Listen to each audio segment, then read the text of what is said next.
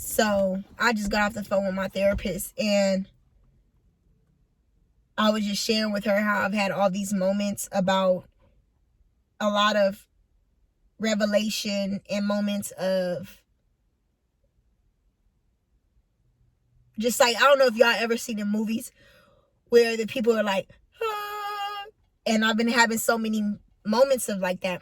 So for the first time, my daughter's 2.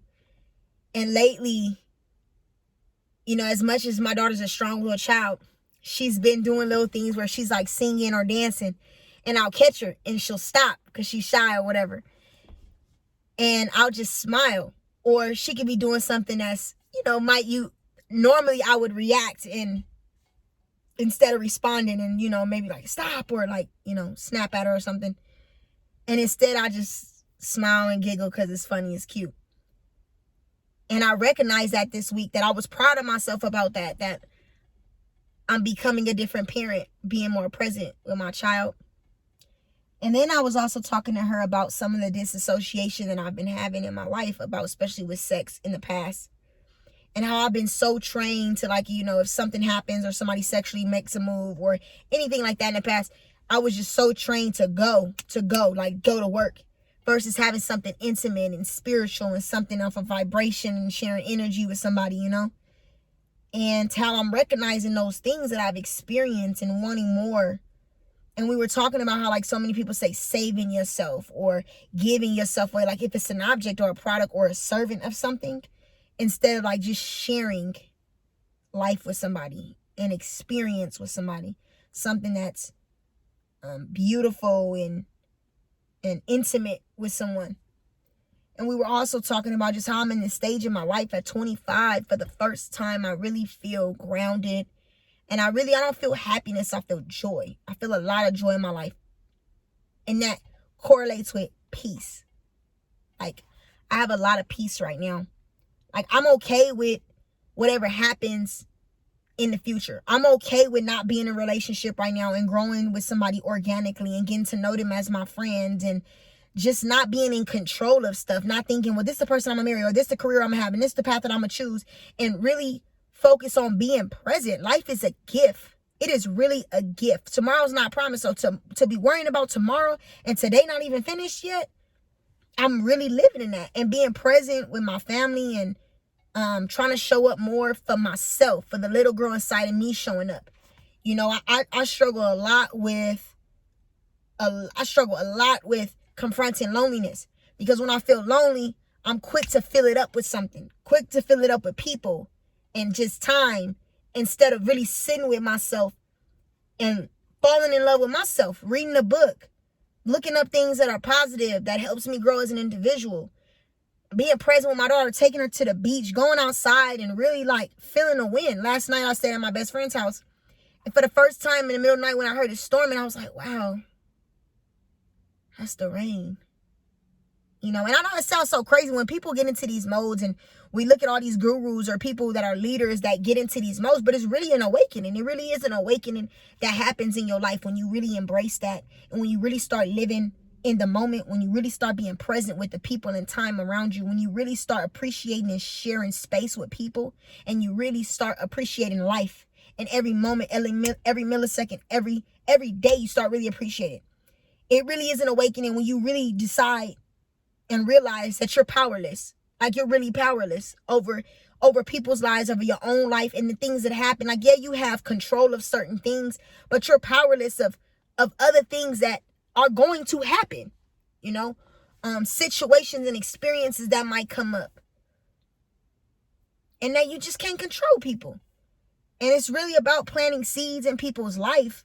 It really, truly is about planting seeds. I woke up these last couple of days so grateful for the fact that I have been beyond blessed with people. I was very, very lonely as a child. I had a beautiful childhood, very young at a starting age. And then as I got older, life got really lonely. After the molestation, after the rape, it got really, really fucking lonely, man.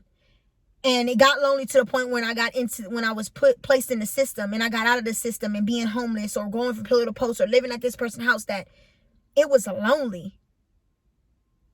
And God did a 180 in my life and just have blessed me with so many people where I don't know what that feels like.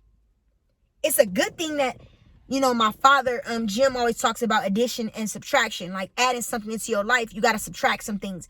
And it's like, yeah, you can subtract the negatives and then I could overfill it with positive. Well, at least I got the positive stuff. At least I got the connections and the people in my life and the relationships. And I look at it, I have such a variety of people that can teach me and give me wisdom and have given me so much wisdom.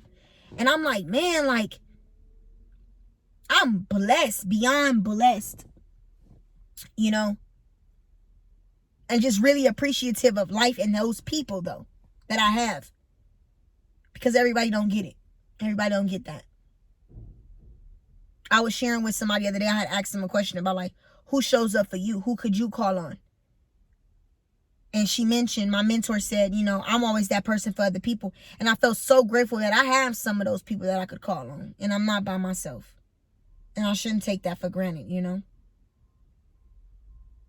And I look at my daughter, the things that I've done in my life that I'm not proud of, drinking with her when I was pregnant, you know, just different things, running the streets still, having chaos still around. In, you know, they say trauma starts in the womb, and how blessed I am that that baby came out healthy, you know, that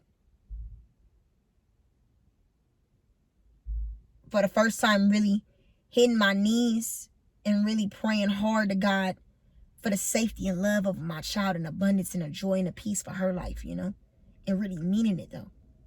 Because for 2 years, I prayed for my daughter, but to really be consistent with something and have a relationship with the Father, like it's been definitely a transformation. And I think my focus is just shifting. You know, I have all these plans for having this big podcast and, you know, having different things and having a TV show and doing this and doing that. And like every day I used to want the things that God, the visions God has given me, you know, that I have business plans for and have vision boards for, but enjoying the process to get there, really enjoying the process and the experiences that you get through the process. It's really important. My life is so calm right now, you know? I was talking to my therapist too about like how at one point I was spending so much money on Gucci, Louis, Balenciaga. Like, I don't even wear half that stuff. And don't get me wrong, it's okay to have nice things, you know, and quality and stuff like that. But if the intention is wrong, if the intent behind it, not because you like something, but because at one point I was wearing it to prove something or to fit in, you know, and it wasn't me. And I did it because everybody else was doing it, but not because I could throw on any. Look at me, I got a hoodie on and some sweats that's probably about 10 years old, you know. And now I had a day today where I had a little bit of extra money and I had made my investments. I put some money in my savings and, you know, I put money up for Evelyn, did my tithing. And I said, you know what? I paid off all my debt. I found out about bamboo sheets. And then I said, oh my goodness. And I looked at the price because bamboo sheets kind of get up there, especially want them to be ethically sourced and stuff like that. And I'm like, you know what? I want to invest myself in myself because my sleep is important.